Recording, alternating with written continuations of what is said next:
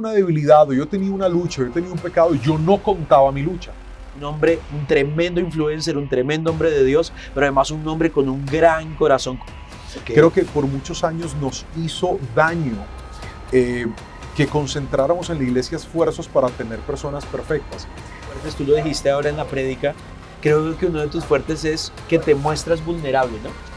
Dios te puede ayudar, Dios te puede encaminar, puedes salir adelante con la ayuda de Dios.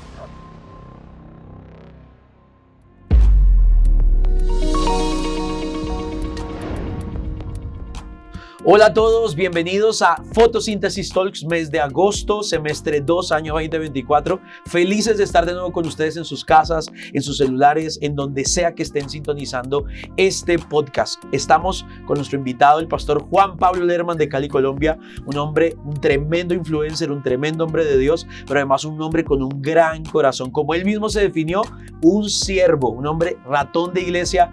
Y si no vieron parte de su historia, tienen que volver al episodio anterior. Pastor, bienvenido a esta segunda entrega. Pues gracias, yo feliz de seguir con ustedes en este tiempo, de verdad que sí. Vamos a discutir una idea y como eres un ratón de iglesia, quiero hacerte esta pregunta porque probablemente me la vas a poder responder.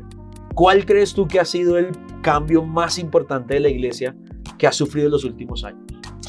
Bueno, yo pienso que la iglesia ha atravesado muchos procesos, pero creo que una de las cosas más significativas en este momento es el poder entender que la iglesia no es un lugar para gente perfecta.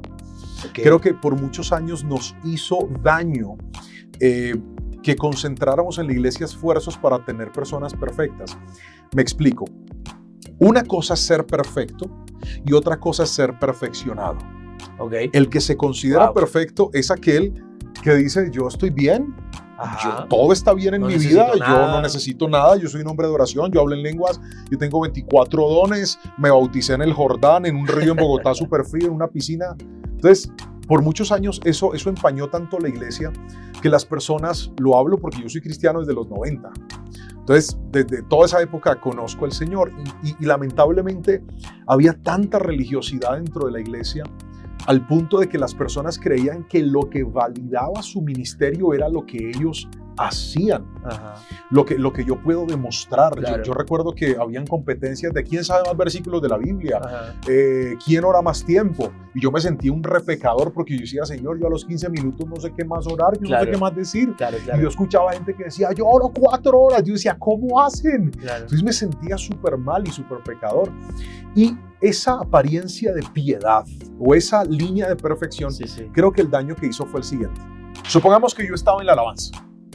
Entonces, si yo tenía una debilidad o yo tenía una lucha, yo tenía un pecado, yo no contaba mi lucha.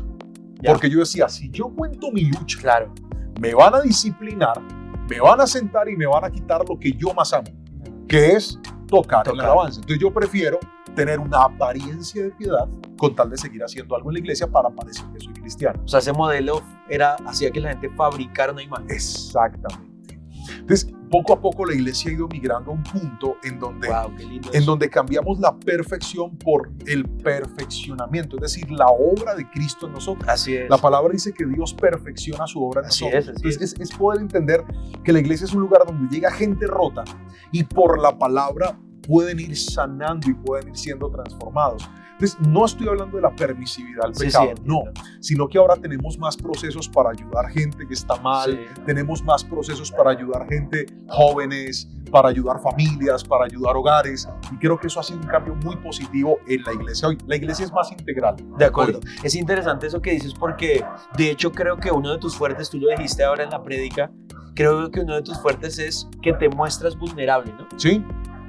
Y eso es más frecuente ahora en los pastores, ¿no? Sí, o sea, ahora ves cada vez más pastores como más sinceros, menos acartonados.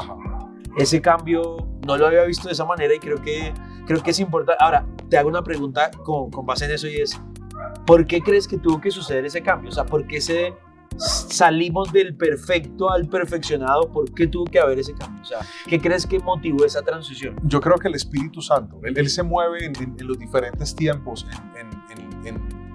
en la iglesia. La iglesia es la novia del Señor y creo que esta temporada necesitaba iglesias honestas, necesitaba ministros honestos. Amén. Por ejemplo, los jóvenes. Tú no puedes ganar a esta generación solamente con un discurso.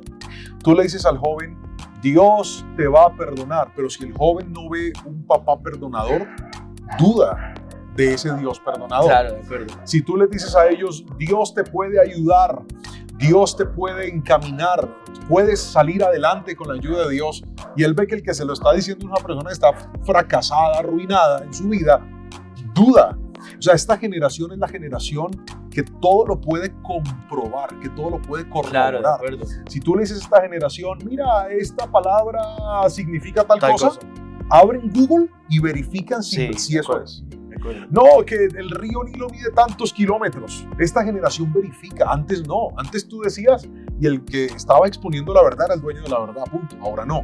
Ahora esta generación no puede ser engañada con facilidad.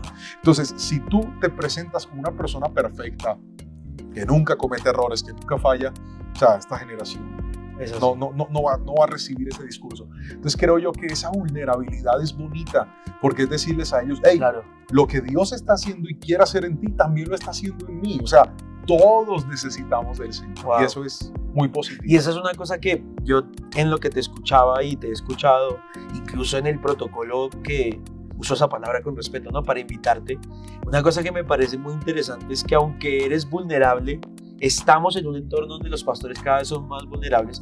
Tú eres un hombre con una profunda convicción de autoridad. O sea, creo que el ser vulnerables, en lo que te entiendo y me gustaría para cerrar esta entrega, que tú nos pudieras dar un punto de vista sobre eso, es ser vulnerable no me resta autoridad. No, de ninguna manera. No te la resta, creo que antes la afirma, porque ahora el problema de la vulnerabilidad es cuando tu error es un deporte. Ya, okay. ¿Sí? Cuando tu equivocación es algo frecuente. Sí, claro. Una cosa es que yo tengo una debilidad, pero hey, estoy trabajando en ella, estoy creciendo en ella, he mejorado, he cambiado.